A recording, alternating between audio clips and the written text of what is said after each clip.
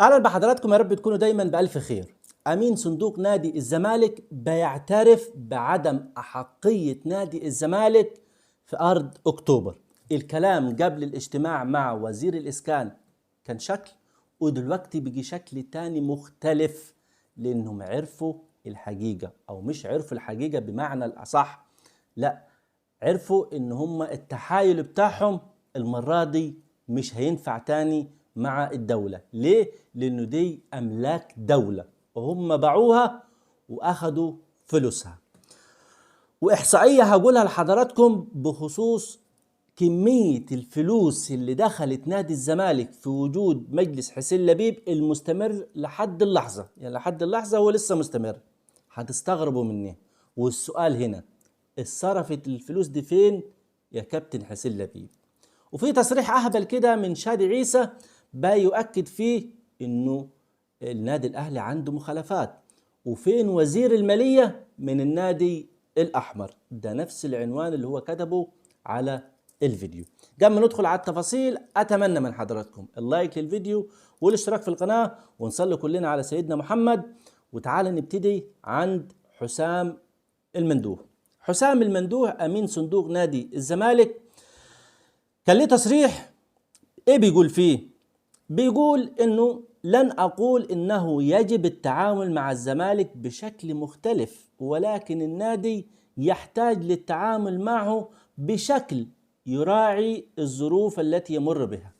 يعني طيب، قبل الاجتماع مجلس إدارة نادي الزمالك مع وزير الإسكان والزملكاوي أشرف صبحي وزير الشباب والرياضة، كان كلهم عاملين فيها، كل واحد عامل فيها 10 رجالة في بعض، والأرض من حق نادي الزمالك، وما جناش اخطار من وزارة الإسكان الأخير ولا أي شيء. ولكن بعد الاجتماع الكلام اتغير، وشكل الكلام بيجي مختلف. ليه؟ لأنه المرة دي الموضوع صعب، في احتواء لنادي الزمالك من كله وفي كله، من الكل وفي الكل. ولكن المرة دي الموضوع صعب. ليه؟ لأن الموضوع المرة دي يخص أملاك الدولة. اديتك أرض ماشي، استنى ما تعملش فيها حاجة دلوقتي، براحتك، تمام زي الفل، انت بقالك 22 سنة فيه. ولكن عشان تبيع جزء منه لاتنين، في اتنين اللي خدوا الأرض دي: محمود الجمال وأيمن ممدوح عباس، هم اللي اشتروا الأرض دي من نادي الزمالك ب 800 مليون جنيه، ويدوا الفلوس لنادي الزمالك بالدولار. دلوقتي حسام المندوه، لو انت على حق فعلا والأرض دي فعلا يعني من حق نادي الزمالك، وما فيش اخطار وصل لنادي الزمالك من وزارة الإسكان بسحب الأرض والكلام ده كله، هتطلع تطالب وتستعطف الكل انه يعامل نادي الزمالك وفي بالطريقة اللي يراعي فيها ظروف الزمالك المالية؟ لا طبعا، هتطلع وزي ما احنا بنقول كده في الصعيد وانت معنجر كده والله هتطلع معنجر، تقول له والله الارض دي بتاعتي ومحدش يقدر ياخدها مني، وبكل المستندات، لو انت بتتعامل بمستندات واوراق، كل الاوراق بتدل ان الارض دي بتاعته ومحدش يقدر يسحبها مني، وتوصل الموضوع لاعلى مستوياته. ولكن عشان انت عارف انه الارض دي مش من حقك، ولا من حقك انك انت تبيع جزء منها، عشان كده الكلام نبرة صوت بقت استعطاف اكتر من مطالبة بالحق. في فرق ما بين الاستعطاف والمطالبة بالحق. دايما بنقول سحب الحق قوي، لكن هم دلوقتي في وضع ضعف، يعني مش في وضع قوة، لا، لانه عارفين انه فعلا الارض دي لازم تتسحب. والمشكلة اللي قلت لحضراتكم عليها قبل كده في كل الفيديوهات اللي فاتت، انه اداره الزمالك مرعوبه من سحب الارض، مش عشان الفرع ولا الكلام ولا اي حاجه، الخوف كله انه خدوا الارض، جزء من الارض دي عشان كومباوند ومول تجاري، هيطالبوا بفلوسهم، هيطالبوا بفلوسهم.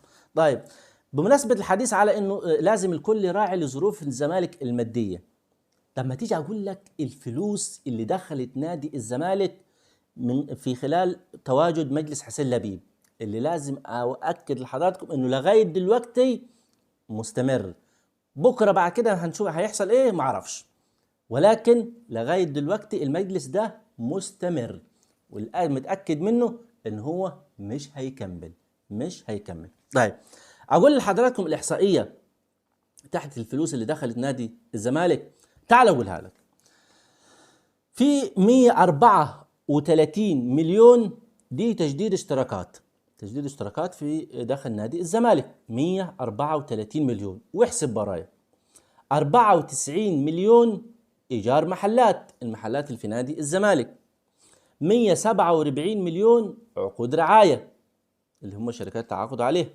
طيب 125 مليون حصل عليها من رجال اعمال، من ممدوح عباس ومن غير ممدوح عباس كمان.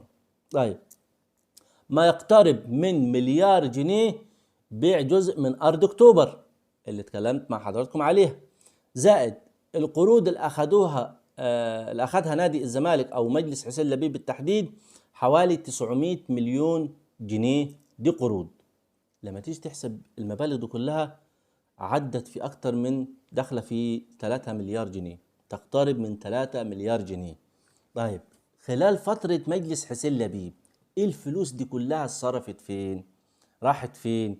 هل بيطلع مجلس الإدارة ماسك ورقة وقلم يقول لك والله الفلوس دي اتصرف منها كذا وكذا وكذا ودخلنا كذا؟ لا، ما فيش الكلام ده كله يقول لك احنا ورثنا تركة ثقيلة جدا من المجلس السابق، ويطلع مرتضى منصور ينفخ فيه يقول التركه وده المجلس السابق خرب النادي وداين النادي، وحسين لبيب ومرتضى منصور يطلع ينفخ ويطلع يكشف فضايح كتير، وهو اللي كشف انه الارض اكتوبر مجلس اداره الزمالك باعها لمحمود الجمال وايمن ممدوح عباس. طب ما تطلع اعمل مؤتمر وبالورقه والقلم والله احنا دخلتنا فلوس كذا وكذا وصرفناها في كذا وكذا، يبقى في شفافيه للزملكاويه والغير الزملكاويه وللراي العام. لا تخليني انا اطلع اتكلم ولا غيري يطلع يتكلم. اول ما اشوف احصائيه زي كده بالفلوس اللي دخلت مجلس حسين لبيب ما اقدرش اطلع اعمل فيديو زي كده او اطلع اتكلم. ليه؟ لان هم وضحوا الفلوس دي صرفوها في ايه، ولكن انك انت تسكت فانت بتثير الشكوك حواليك. طيب اختم مع شادي عيسى الصحفي الزملكاوي المعروف. شادي عيسى كان منزل فيديو على صفحته الرسمية، ايه بيقول فيه البرنس؟ بيقول اين وزير المالية من النادي الاحمر؟ اين وزير المالية من النادي الاحمر؟ ومن خلال الفيديو انا ده شفت العنوان قلت مال وزير المالية بالنادي الاهلي، دخلت الفيديو واتفرجت فلقيته بيقول طبعا كالعاده كلام اهبل، ولكن انا هرد عليه. وانا دايما بقول لحضراتكم انه اي صحفي زملكاوي او اي مشجع زملكاوي بيقول اي كلام اهبل على النادي الاهلي وكله كذب طبعا انا برد عليه، ولكن انا مش بلومه لان انا عذره، يعني انا ارد عليه لكن لا الومه. طيب الكتب بيقول انه النادي الاهلي بيعمل عقود للاعبيه بقيمه غير القيمه اللي هم بياخدوها، زي انه زيزو عقد ب5 مليون هو بياخد اكتر من كده بكتير، وفي تعاقدات بيتمها النادي الاهلي بيعلن عن قيمه غير القيمه اللي هي اتدفعت بالفعل. طيب اولا في موضوع عقود اللعيبه الخاصه بالنادي الاهلي اللي بتسجل في اتحاد الكوره، الاستاذ الهاب الخطيب رد في النقطه دي رد واضح وصريح، انه العقد اللاعب في النادي الاهلي بيبقى في عقد من النادي ده اللي بيروح يسجل في اتحاد الكوره، وفي عقد تاني ليه شامل اعلانات وامتيازات تانية من شركه الكوره، من شركه الاهلي، شركه الاهلي. وشركه الاهلي دي شركه بتدفع ضريبها مع يعني الخاصه بيها، وبيبقى فيه عباره عن اعلانات زي الاعلانات اللي عملها زيزو. فعقد اللي بيطلع من خزينه النادي هو اللي بيروح اتحاد الكوره. طيب انت قبل كده شيكابالا خد حوالي 3 سنين في نادي الزمالك، يقول لك عقد شيكابالا 1000 جنيه بس عشان الغرامه اللي كانت تدفع لسبورتنج لشبونه البرتغالي. طيب هل شيكابالا كان ياخد 1000 جنيه؟ لا، شيكابالا كان ياخد اكتر من 20 مليون جنيه في الموسم. هتقولي من رجال اعمال، هقول لك بس العقد المسجل في اتحاد الكوره كان انه 1000 جنيه. طيب بعد كده سبورتنج لشبونه نفسه رفع قضيه تانية على نادي الزمالك ان الفلوس اللي كانوا يقولوا ان هي بتدفع لسبورتنج لشبونه البرتغالي عشان شيكابالا ما كانتش تدفع اصلا. تمام، دي جزئيه. طيب بالنسبة لكلام انه الاهلي بيعلن عن رقم تعاقد بيه مع اللاعب، ده مش بيبقى حقيقي. هات لي صفقة واحدة النادي الاهلي اعلن انه يتعاقد معها مثلا ب 2 مليون دولار وطلعت بعد كده 4 و5، هات لي دليل. ده انتوا اللي تعرفوا الحاجة دي. واخرها مش هقول لك اسامي كتير، اخرها الفينا اللي انتوا دلوقتي مسمينه الاسد وطالعين بيه السما لمجرد انه لعب مباراة بشكل جيد، شوط بشكل جيد وهدف خطأ من خطأ دفاعي وطايرين بالسما وراح اتنطط على رأي محمودة بالذهب، عنده كهرباء زيادة.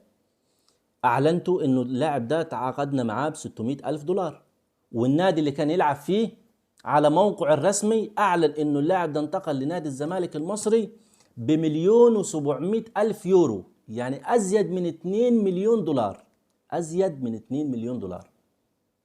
ويقول لك الاهلي هو اللي بيعلن عن صفقات بارقام غير صحيحه. ولكن هنقول ايه؟ زي ما قلت لحضرتك، اي زملكاوي صحفي اعلامي عضو مجلس اداره مشجع عادي يقول تصريح اهبل على الاهلي ورد عليه، ولكن لازم تعذره، والله لازم تعذره، لانه الحرقان يعمل اكتر من كده. مش هطول على حضرتك اكتر من كده. نهايه الفيديو اللايك والاشتراك في القناه. سلام.